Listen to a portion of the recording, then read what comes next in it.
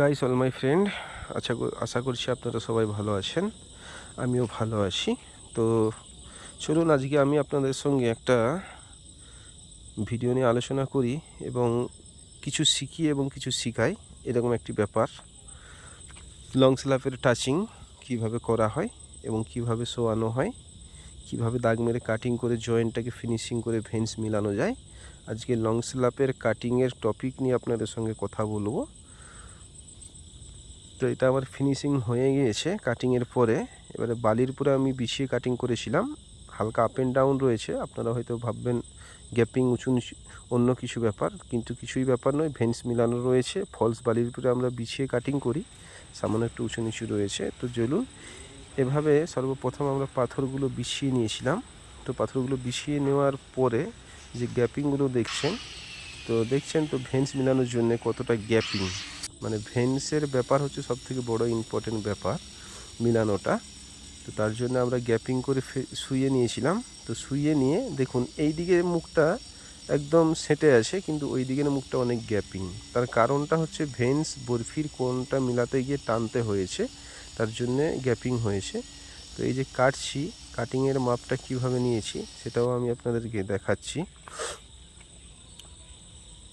একদিকে বড় মাপ, একদিকে ছোট মাপ। তো যেদিক থেকে বড় মাপ রয়েছে, বড় মাপের যতটা রয়েছে 50-50, মানে ওই দিকে 1 ইঞ্চি কাটলে এই দিকেও 1 ইঞ্চি কাটবো। তো সেভাবে আমি ওই দিকে যতটা দাগ মেরেছি তার উল্টো দিকে সেম অতটাই দাগ মেরেছি। তো স্ট্রেট করে এখন কেটে দিচ্ছি, দেওয়ার পরে সাটিয়ে দেব। এক সাইড কেটে নিচ্ছি এবং আর এক সাইড কাটছি, দু সাইড আমার কাটিং হয়ে গেছে। তো দেখুন ওই দিকের দুইটা পাথরে কিন্তু কম কেটেছে, এইদিকে দুটো পাথরে কিন্তু বেশি কেটেছে, কিন্তু মাপটা কিন্তু মাঝখানে যে গ্যাপিংটা আছে এই মুহূর্তে একদম পারফেক্টলি সমান আছে। তো এবারে আমি যখন এর গায়ে ভিড়িয়ে দেব, ভেন্সটা মিলে যাবে। তো এই ভেন্সটার পাথর আমরা যখন কাটি, যেদিকে ইম্পর্টেন্ট মেন ভেন্স, দেখুন এই বরফিটা এখানে এসে গায়ে সাঁটবে, এটা হচ্ছে পাথরের মেন ভেন্স। দেখুন কাটিংয়ের পরে এভাবে ফিক্স হয়ে গেল আমার। আপনারাও আপনাদের সাইডে মিস্ত্রি ভাইরা, নতুন নতুন মিস্ত্রিরা যারা এইসব লাইনে কাজ করছেন, তার জন্য খুব ইম্পর্টেন্ট এই ভিডিওটা হবে। তো এভাবে কাটিংয়ের পরে দেখেন আমি সাটিয়ে নিয়েছি একদম ফিক্স। এসব ভিডিও বানাতে অনেক সময় লাগে, আমি আপনাদেরকে শর্টের মধ্যে দেখাচ্ছি। যদি কারো কোনো কিছু বুঝতে অসুবিধা হয় আমাকে কমেন্ট করবেন, আমি কমেন্টের মধ্যে আপনাদেরকে জানিয়ে দেব। যদি কোনো মিসআন্ডারস্ট্যান্ডিং হয় বুঝতে, সেটা বুঝিয়ে দেবো। তো দেখুন আমি ওই দিকের মেন ভেন্স কেটে নিয়েছি, এবারে এদিকেরটা কাটছি। দেখুন আমি সমান সমান করে কাটছি, আমার গ্যাপ রয়েছে যতটা তারপরেও কতটা কাটবো, হাফ ইঞ্চি করে কাটবো। আগে দুধারে দাগ মেরে নিয়েছি, তারপরে আমি 100 করে পাত্তির চ্যানেলের দাগ মেরে দিচ্ছি। ওই দিকেও দাগ মারছি, এদিকেও দাগ মারছি। এবারে লম্বা পাথর রয়েছে, আমি সুতো ধরে স্ট্রেট করে দাগ মেরে নিয়ে এদিক থেকেও আবার লম্বা করে কেটে নেব।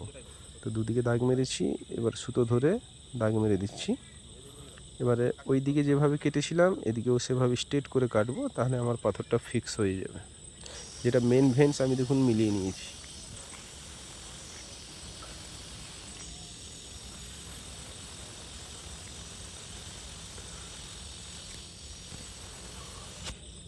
লং স্ল্যাপের কাজ খুব একটা ইম্পর্টেন্ট কাজ।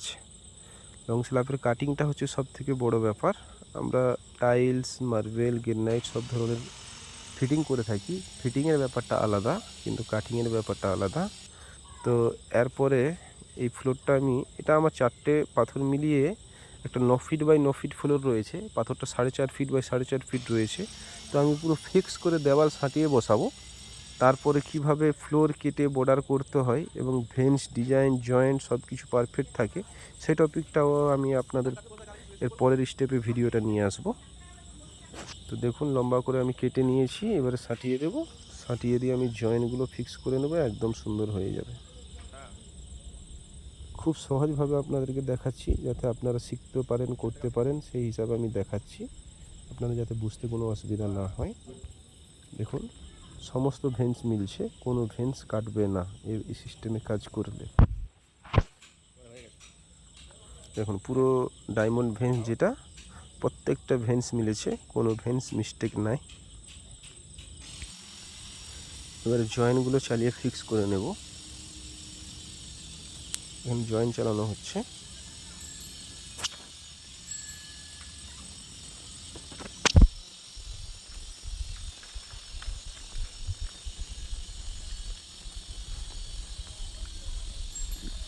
জয়েন্টটা একটু বেশি ফাঁকা ছিল, আমি একবার চালিয়ে নিয়েছি। তারপরে চালানোর পরেও আমি সাটিয়ে দেখলাম সামান্য চুল পরিমাণে গ্যাপ রয়েছে।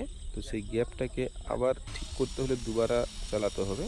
তো এবারে বন্ধুরা আমি আপনাদেরকে বলি, এই যে মেশিন যখন জয়েন্টে আপনারা চালাবেন জয়েন্ট ফিক্স করার জন্যে, কখনো হয়তো পুরো পাথরটা সাঁটালেন, হয়তো কিছু জায়গায় সামান্য গ্যাপ আছে, কিছু জায়গায় পুরো ফিক্স হয়ে সেটে আছে।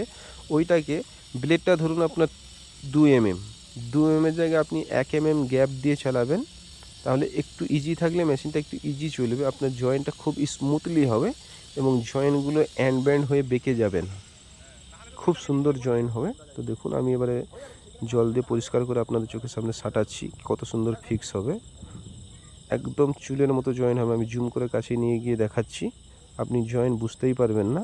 তো আপনারাও আপনাদের সাইটে এভাবে কাজ করলে খুব ভালো কাজ করতে পারবেন। থ্যাংক ইউ, পুরো ভিডিওটি দেখার জন্য অসংখ্য ধন্যবাদ।